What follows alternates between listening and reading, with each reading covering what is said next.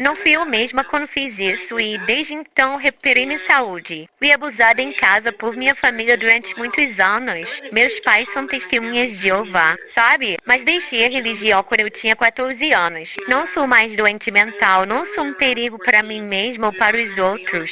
Se eu pudesse mudar isso ou pudesse voltar atrás, eu faria. 28 de agosto de 2013, um crime brutal e horrível chocou a comunidade de Aurora, Colorado. O crime foi horrível e a cena foi um banho de sangue. Mas o que abalou a comunidade foram as consequências desse crime que conquistou muita fama nas mídias sociais. Toneladas de vídeos no TikTok feitos sobre essa assassina e esse caso. E uma enorme manifestação de divisão por parte do público sobre quem era a culpada, se ela deveria ser repreendida, o que realmente aconteceu, qual era a verdade. Portanto, vamos falar sobre tudo isso nesse vídeo.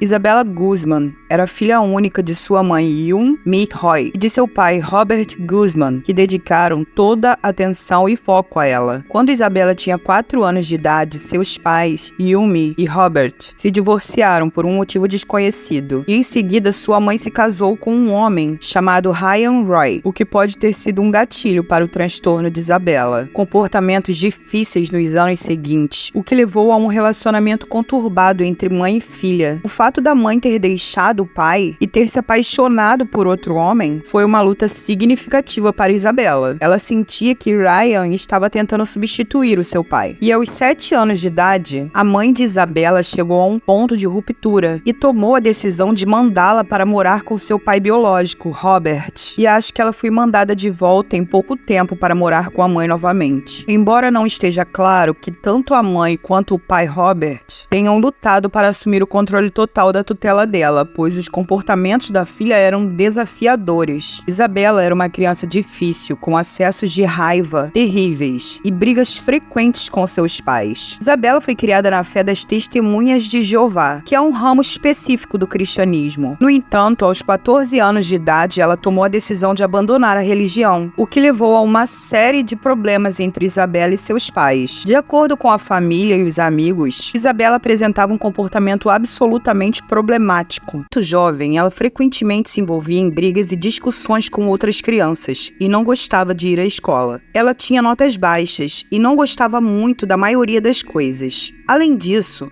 não há muitas informações sobre ela. A tensão com sua mãe por causa do abandono escolar era gigantesca. Também havia problemas com o fato de Isabella levar meninos para dentro de casa. Houve até uma chamada policial porque um homem que era seu namorado estava pulando a cerca de sua casa, e isso parecia suspeito. No final de agosto de 2013, houve um incidente com um dos seus namorados. Embora o motivo do término seja desconhecido, o ex-namorado foi à casa dela para recuperar alguns pertences. Mas algo aconteceu durante essa entrega, pois Isabella simplesmente o perseguiu no jardim com um taco de golfe, o que se torna um pouco assustador. E pequenos sinais de violência estão começando a surgir. Durante esse período, o comportamento de Isabella em relação à sua mãe e ao seu padrasto estava se tornando cada vez mais desrespeitoso e até ameaçador. De acordo com Ryan Roy, seu padrasto, suas personalidades se chocavam e eles nunca se deram bem, desde o início. Ele relatou que o que estava acontecendo durante esse período era diferente do que eles já haviam experimentado antes. Isabella sempre foi difícil de lidar, mas seu comportamento agora estava em um nível totalmente novo e mais extremo, como se algo tivesse mudado repentinamente dentro dela. A situação ficou tão ruim que em determinado momento, durante uma discussão com sua mãe, Isabella cuspiu agressivamente no rosto dela. Esse foi obviamente um ponto de virada no relacionamento delas. Foi um momento claro de desrespeito e foi um momento que deixou a sua mãe Yumi chocada. Em 28 de agosto de 2013, a tensão entre Yumi e Isabella atingiu seu auge, levando aos trágicos eventos que se desenrolaram naquele dia. O dia começou com sua mãe acordando com uma série de e-mails ameaçadores de sua filha, com uma mensagem perturbadora que dizia: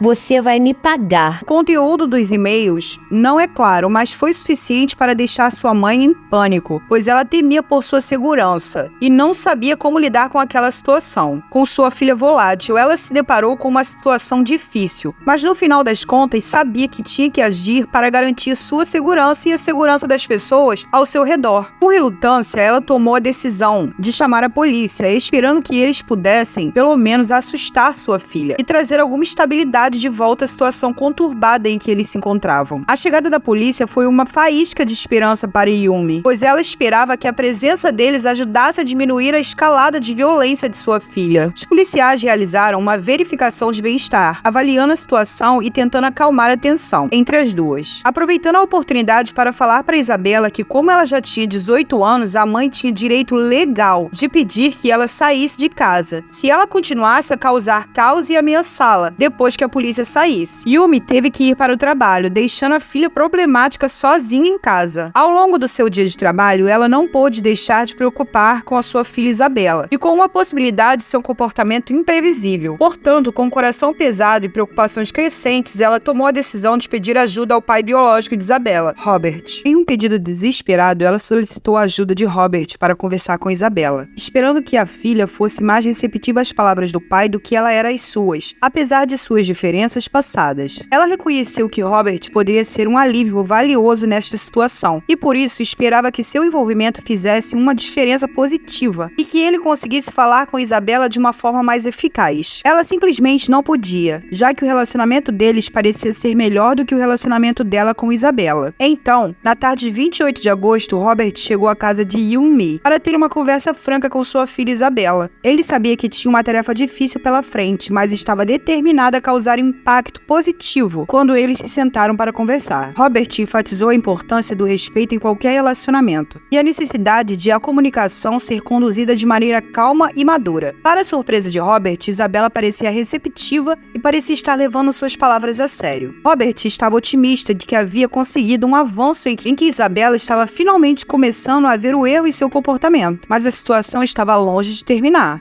Só que as coisas tomariam um rumo sombrio mais tarde naquela noite. Yumi voltou para casa do trabalho por volta de 9h30 da noite, levando um McDonald's para o jantar, e perguntou ao marido Ryan, que estava sentado na sala naquele momento, onde Isabela estava. Ryan respondeu que não tinha visto, mas presumiu que ela estava em seu quarto. Então Yumi decidiu tomar um banho e deixou Ryan no andar de baixo. Ryan se assustou com o som de batidas e sua esposa gritando seu nome. Imediatamente preocupado, Ryan subiu as escadas para investigar. E o que viu o deixou um pouco confuso por algum segundo. A porta do banheiro estava escancarada e o chuveiro estava funcionando. E o que ele achou estranho, porque Yumi geralmente fechava a porta quando tomava banho. Ele viu Isabela em pé na frente da porta, fechando-a com sua esposa Yumi dentro. Ryan tentou intervir, tentando entrar no banheiro antes que Isabela pudesse trancar a porta. No entanto, Isabela se mostrou muito forte e conseguiu trancar a porta, deixando apenas ela e a mãe presas do lado de dentro. A intensidade da situação havia aumentado drasticamente e Ryan se sentiu impotente do lado de fora da porta trancada do banheiro. Os eventos que se desenrolaram no banheiro deixaram Ryan em estado de choque e desacreditado.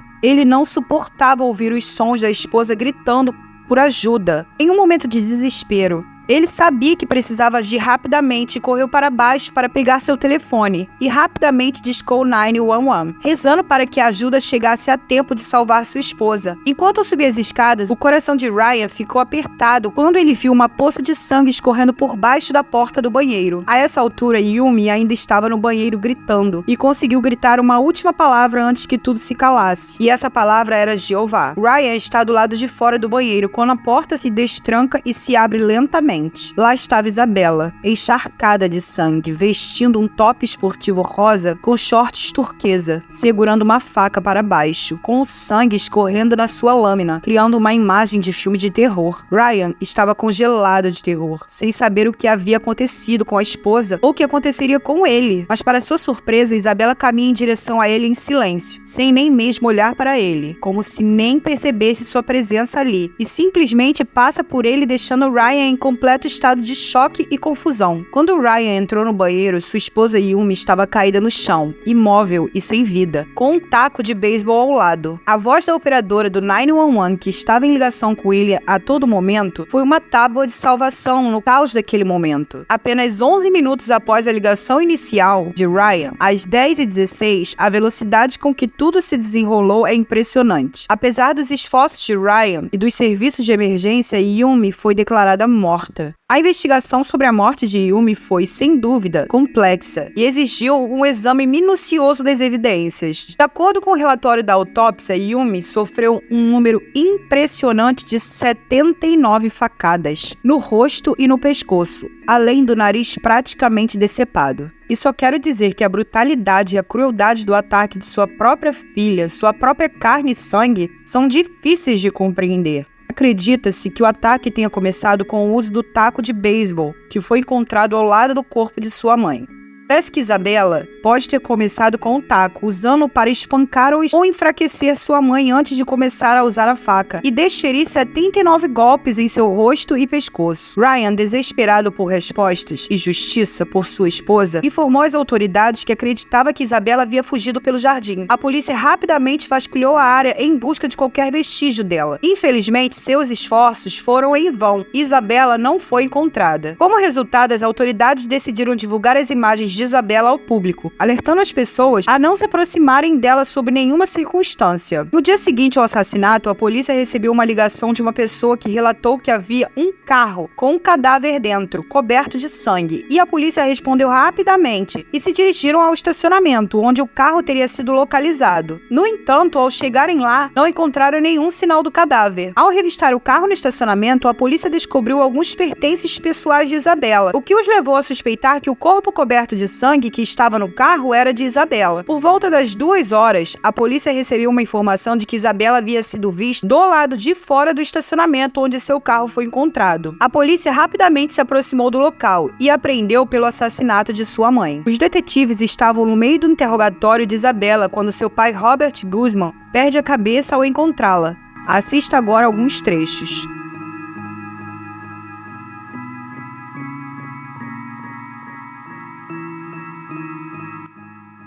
Uma semana depois, Isabella compareceu pela primeira vez ao tribunal. A atmosfera na sala de audiências estava tensa, pois as pessoas se empurravam na tentativa de assistir. Ela se declarou inocente por motivos de insanidade, algo que os promotores disseram ser claro. Um juiz aceitou o apelo, enviando Guzman para o Instituto de Saúde Mental do Colorado, em Pueblo. Os médicos disseram ao tribunal que Isabella era esquizofrênica e sofria de delírios altamente perturbadores há anos. O juiz determinou que Isabella ficasse no hospital estadual até que ela não fosse mais uma ameaça para si mesma ou para a comunidade, o que poderia levar dias ou o resto de sua vida.